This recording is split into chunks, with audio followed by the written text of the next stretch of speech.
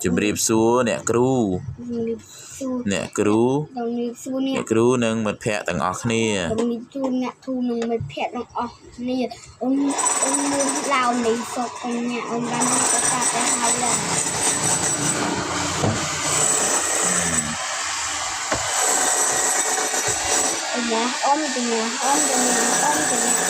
nhà thòm chiêng nhà hôm chiêng nhà bên anh thờ and my friend my name is Mini Sopanya. My name is Mini Sopanya and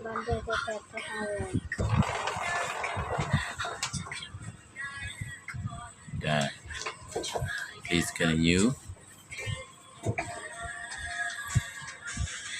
Number 10. Number 10. Riệp xua chùm riệp xua nè cru nâng mật phẹ tầng ọc nè nâng mật phẹ tầng ọc nè ôn thư cái ca nghe tia hài ai ôn thư cái ta kia hao dày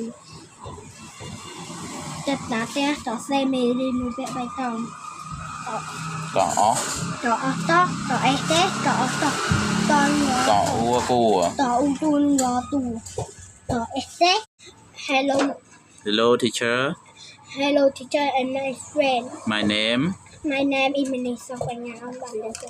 I have finished my homework. Yeah, I finished my homework.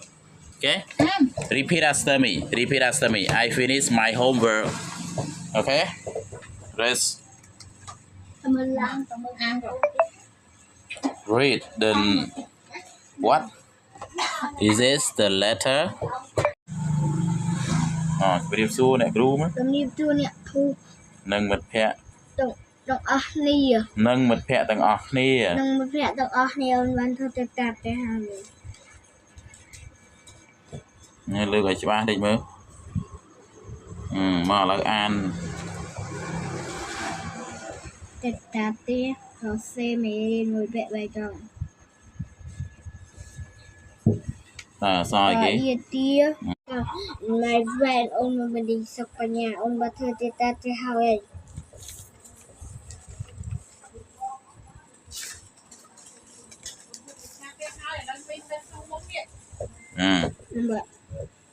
tao letter